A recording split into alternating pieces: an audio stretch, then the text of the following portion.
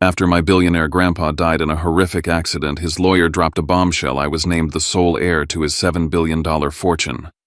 My parents and brother exploded in rage, demanded I hand it over, and when I refused, they kicked me out that very night. With nothing but a suitcase and a key he once pressed into my hand, I drove to his mansion.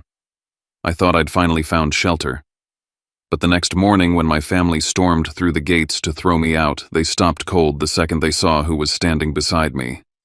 My name is Riven Whitlow. This is not just about money, it's about betrayal, survival, and the last gift from the only man who ever believed in me. I'm about to share something close to my heart. But before I do, can you say hi in the comments or tell me where you're from? I love hearing how far my story reach. It's always good to know I'm not alone in this. Thank you. And now, let me tell you everything. If my story touches you, please subscribe to this channel. Every view, every comment, every subscription reminds me that even when your own family turns their back, strangers out there can still choose to stand with you. I was never the son my family wanted me to be. At 30, I taught piano lessons in a cramped studio downtown, scraping by on rent and secondhand groceries, while my father Graham, my mother Elaine, and my brother Trent lived in a world measured by corner offices, tailored suits, and expensive cocktails. To them, my life was a disappointment, a quiet embarrassment they tolerated but never respected. Yet, in that small studio with its pine-scented walls and the soft glow of a single yellow lamp, I found meaning in every clumsy note a child struck and every pair of small hands learning to move across ivory keys. That was my world until the night my phone rang. It was late. My last student had left the echoes of scales still hanging in the room. I sat at my desk marking finger positions on a worksheet when the number flashed across my phone. Unknown caller.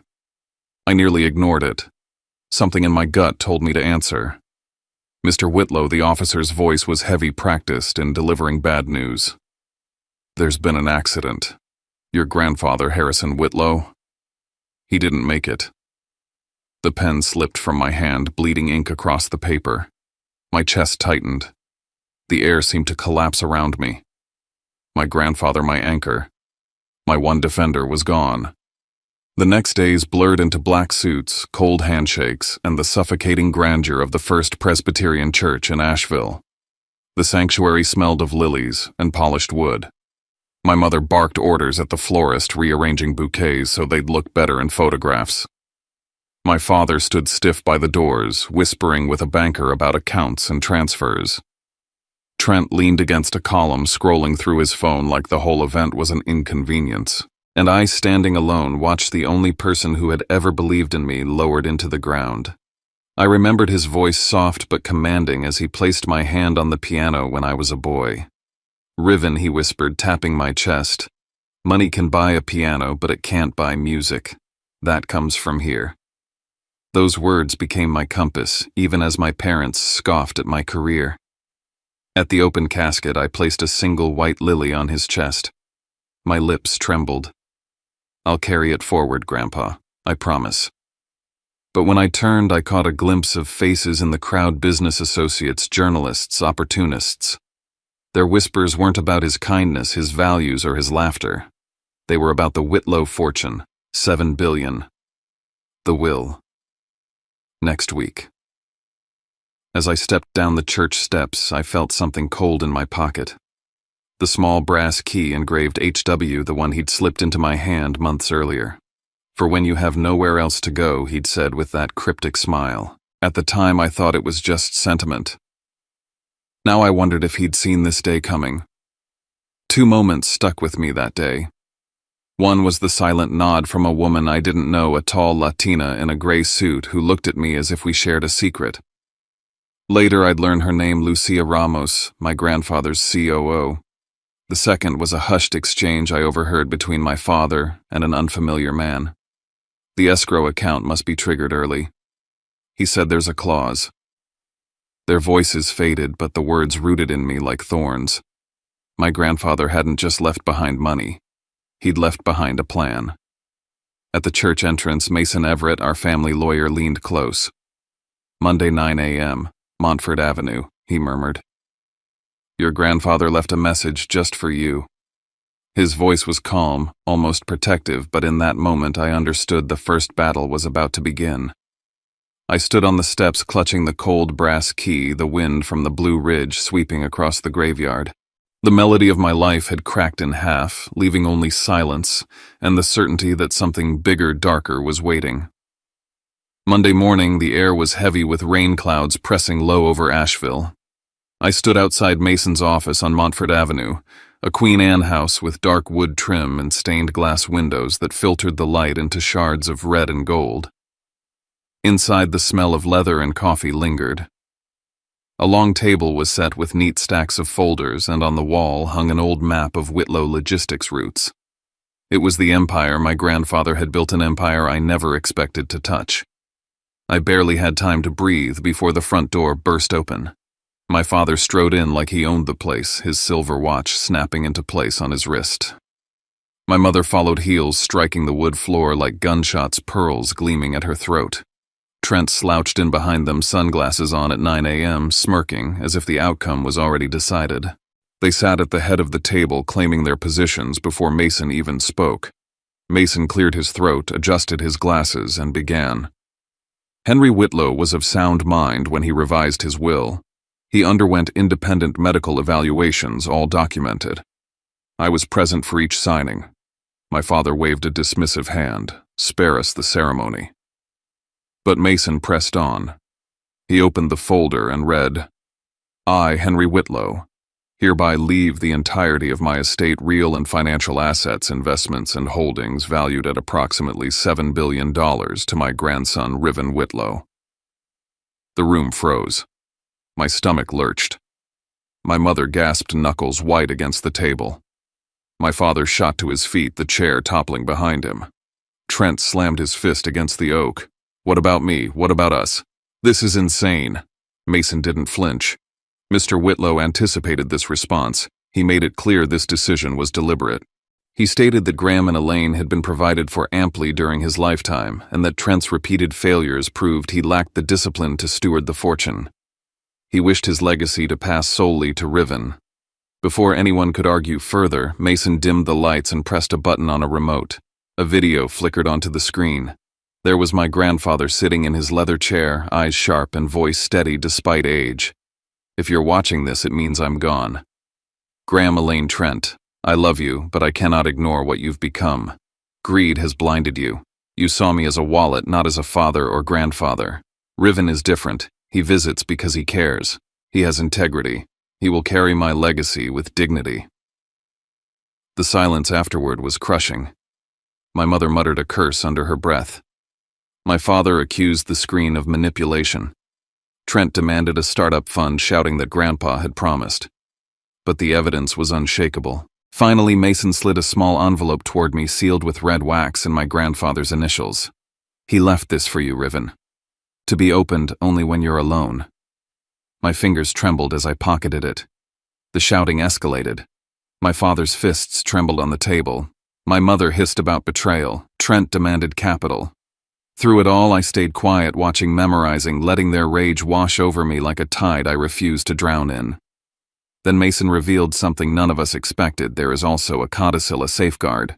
If within 6 months of Mr. Whitlow's death, Riven signs away control of the estate, 80% of the assets will automatically bypass the transferee and instead flow into the Harrison Whitlow Foundation.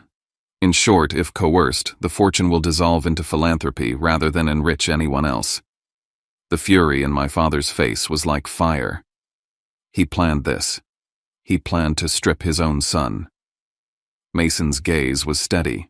He planned to protect what mattered. And then came my grandfather's last words in the video. Riven, you will not be alone. They know where to find you. I didn't know what he meant, but I felt the weight of it like a hand resting on my shoulder from beyond. When it ended, I walked out into the damp morning. My phone buzzed. A message from my father tonight. 7 p.m. Be home to discuss. Or don't call me father again. The key in my pocket pressed sharp against my leg. The sealed letter burned in my hands. And I knew whatever came next would decide everything. Dinner that night at my parents' house in North Asheville was staged like a reconciliation, but it was nothing more than theater. The sandstone walls, the glass panes gleaming with reflected firelight, the heavy furniture polished to perfection, everything about that house spoke of power, and none of it felt like home to me. We sat at the long mahogany table. My father set down a folder, his tone deceptively calm. "Riven, let's be reasonable. Sign this transfer. In return, you'll get a 10% allowance for life. More money than you'll ever need." He slid the papers toward me with the smoothness of a man who believed the deal was already done. I opened the folder. The language was cold, clinical. My eyes caught on the clause I'd learned about only hours before the safeguard my grandfather had built. If I surrendered, the assets would bypass my family and flow into the foundation. My father thought he was cornering me. In truth, his trap was lined with my grandfather's foresight. "I'm not signing," I said, my voice quiet, but steady. Silence fell like shattered glass. My mother's face twisted, her voice sharp as a knife. "Ungrateful. After everything we gave you, private schools, lessons, a roof over your head, you dare turn your back." Trent leaned forward, sneering. "Enjoy your billions, piano boy. You'll drown in it." My father slammed his glass down on the table, the crystal ringing. "Either you sign or you leave this house tonight. You will not walk out as my son if you refuse." I rose without a word, the chair legs scraping across the stone floor. My old room was just as I had left it years ago, the blue quilt, the dusty piano trophies lined on the shelf, the recital photo of me with awkward posture and a too big bow tie. I stuffed a few shirts into a duffel, grabbed the photo of me and my grandfather by the grand piano, and tucked my music notebook under my arm. My hands shook, but my chest burned with something stronger than fear. In the garage, the smell of oil and damp concrete surrounding me, I opened the sealed letter. My grandfather's words stared back at me. "If you read this from a place that no longer feels like home, go to Seven Oaks tonight. Grant will know what to do. Do not fear the sound of cameras." My throat tightened. Even in death, he was guiding me, anticipating every cruelty they would unleash. I returned downstairs, duffel slung over my shoulder. My father stood waiting, arms folded, face carved from stone. I placed the pen back on the table, pushing the folder toward him. "I'm not signing." The front door was thrown open. Cold air rushed in. Rain hammered down outside, hissing on the stone steps. My mother's shrill voice followed me as I crossed the threshold. "You'll regret this. Family is forever. Money can't keep you warm." The door slammed behind me. I walked into the downpour, gripping the brass key in my pocket so tightly my palm ached. Through the blur of rain on the windshield, I saw the lights of the house flare on all at once. In my rearview mirror, Trent stood by the window with a phone to his ear. His mouth moved words I could almost hear. Plan A failed. What about Plan B? My gut twisted. There was more coming, something I couldn't yet see. The road shimmered under street lamps, puddles reflecting the gray sky. My tires hissed across slick pavement as I drove through Asheville's sleeping streets. The prelude I had never finished teaching a student played itself in my mind, each note incomplete, unresolved. By the time the iron gates of Seven Oaks rose ahead, the rain was a wall between the past and everything that waited for me. I slid the brass key into the lock. A heavy click echoed through the storm. The gates swung open, and I stepped into the only place that had ever felt like sanctuary and the battleground my grandfather had left behind. The drive wound uphill through oaks, dripping with rain, the gravel crunching beneath my tires. Lights glowed faintly in the windows of Seven Oaks, the estate that had once been my childhood refuge. Tonight it looked like a fortress, silent and waiting. The front doors opened before I could knock. A tall man with graying hair and a pressed suit stood in the doorway. His eyes softened when they found me. "Mr. Riven," he said with a respectful bow of his head. "Your grandfather knew you'd come tonight. It was Grant Holloway, the man who had been at my grandfather's side for decades. He led me through the grand foyer, the air rich with the scent of cedar and lemon polish. The marble floor reflected the chandelier's glow. The sitting room still carried the faint musk of wood smoke. The grand piano in the music hall sat under its velvet cover, silent as if waiting for my hands. Through the tall windows I could see the rain-slicked roses in the garden, their petals heavy with water.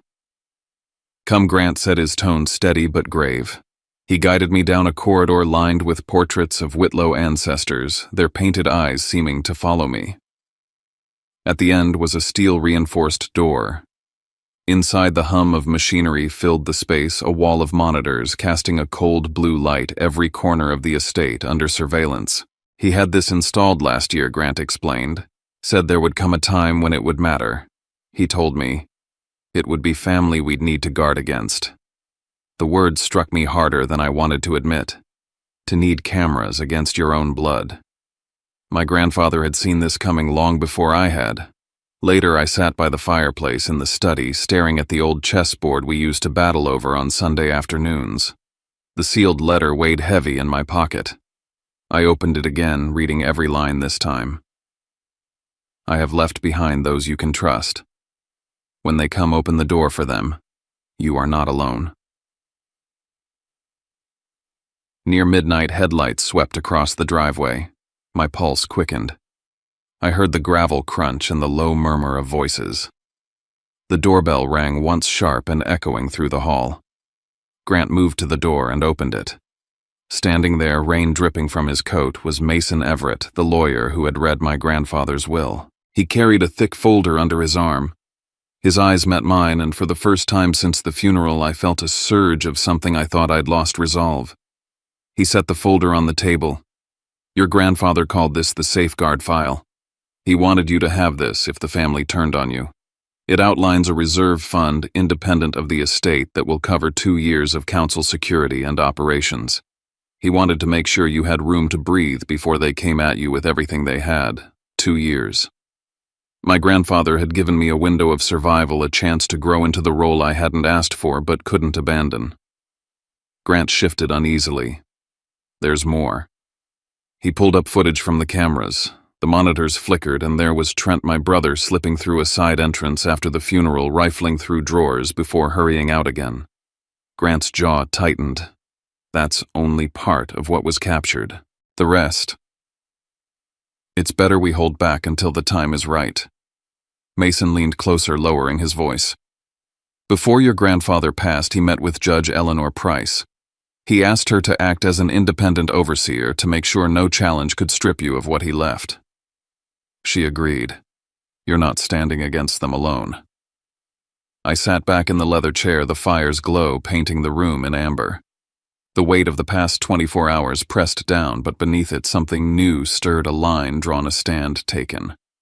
Mason placed a hand on my shoulder. "Tomorrow others will come." He made sure of that. "But be ready. They won't wait long to strike." I looked around the mansion at the shadows that seemed to carry my grandfather's presence. For the first time since the reading of the will, I didn't feel like a man abandoned. I felt like a man stepping into a war that had already begun, armed with allies I hadn't yet met, and a legacy I couldn't walk away from. Morning at Seven Oaks carried a heavy stillness, the kind of silence that hummed in the walls like the house itself was waiting. I sat at the oak dining table, the chandelier above casting a harsh white glow across the empty chairs. Grant appeared at the door and cleared his throat softly. "Someone is here to see you, Mr. Riven." I rose, half expecting another attack, but when the door opened I saw a woman with graying hair and tired eyes that immediately filled with tears. Delia Monroe. She had been my grandparents' housekeeper for over 20 years. She set down her worn handbag and stepped forward without hesitation, wrapping her arms around me. Her voice shook. "You look so much like your mother did when she was young before she changed." Delia reached into her bag and placed 2 bound journals on the table. "These were your grandmother's. She recorded everything, every visit, every demand, every kindness." My hands trembled as I opened the first. In her looping handwriting were lines that struck like daggers. "Graham came again today asking for more money. When we refused, he shouted, called us selfish. Later, Riven arrived with soup. He stayed until Harrison's fever broke." Page after page showed the same pattern, my parents and Trent treating my grandparents like a vault while I came not for money but because I loved them. Reading it was agony. Yet each word was proof undeniable that my grandfather hadn't acted on a whim when he left me everything. By noon, another visitor arrived. Lucia Ramos, the COO of Whitlow Logistics, stood in the doorway with her laptop bag. She had been the woman who nodded at me during the funeral. She shook my hand firmly, her eyes sharp but kind. "Your grandfather trusted me to tell you this," she said, opening her computer to reveal spreadsheets and financial reports. "He refused to invest in Trent's ventures because Trent burned through millions in reckless startups. Harrison told me once, 'A fortune is not a toy.' He believed you would never let it become one." Her words steadied me. Yet they also carried weight within the company. Not everyone agreed with my inheritance. Some directors had long ties to my father.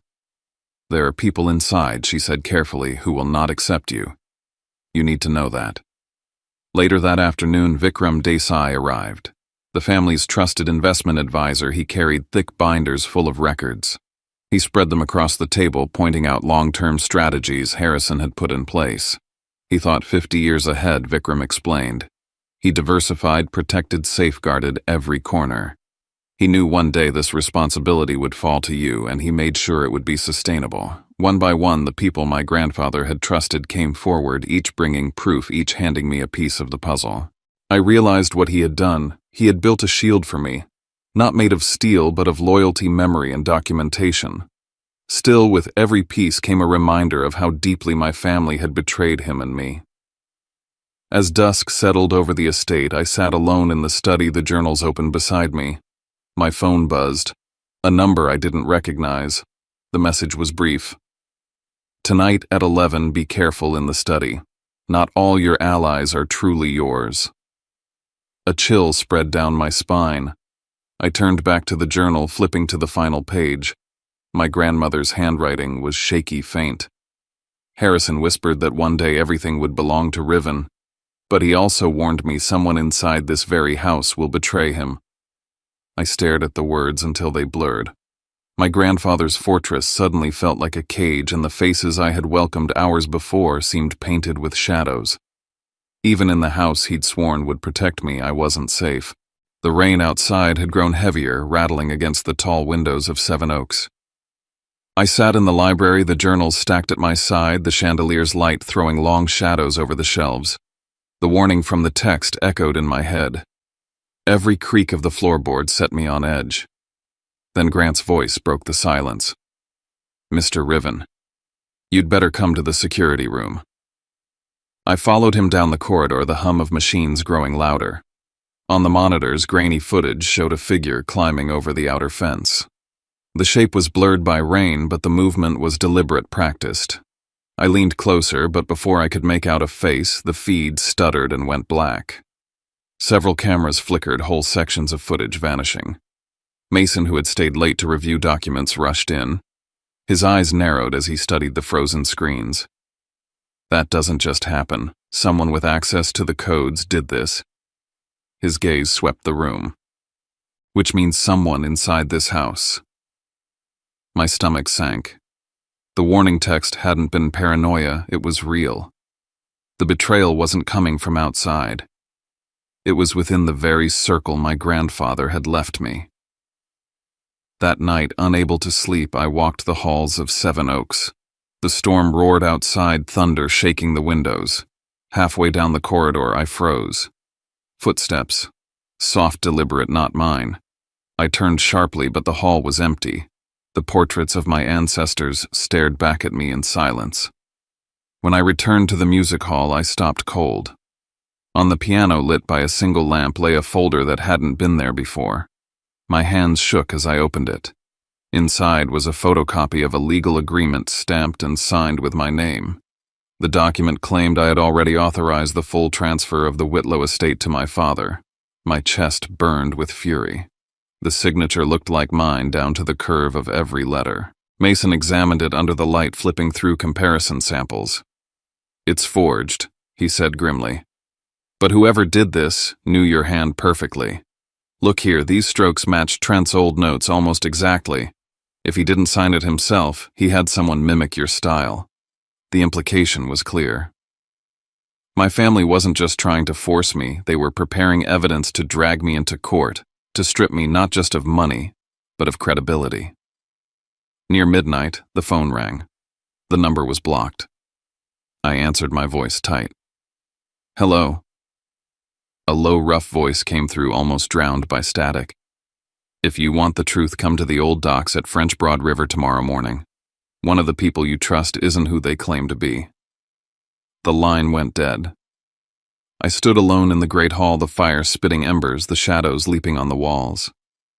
In my hand, the forged document felt heavier than steel. Outside, the storm battered the estate, but inside it was the silence that suffocated me. I realized then that the battle I had feared with my family was no longer just a matter of blood. It had become a war of shadows, betrayal, and deception. And somewhere inside the very walls of Seven Oaks, someone was already playing against me. The French Broad River lay quiet under the gray morning sky, the air cold enough to sting my face. I parked by the abandoned dock, its wooden planks warped and slick with moss. A lone figure waited at the end, collar pulled, high hat shadowing his face. He didn't speak at first, only handed me a small USB drive. His voice, when it came, was rough, as though torn from his throat. "Watch carefully. Not everyone Harrison trusted is truly loyal to you." Then he turned and disappeared into the mist, leaving me with nothing but the sound of water lapping against the posts. I drove back to Seven Oaks, every turn of the wheel heavier than the last. Grant was waiting in the study. Together we slid the drive into the projector. The screen filled with grainy footage, Lucia Ramos seated at a restaurant table across from my father. She leaned forward, sliding a folder across to him. His hand closed over it like a snake coiling around prey.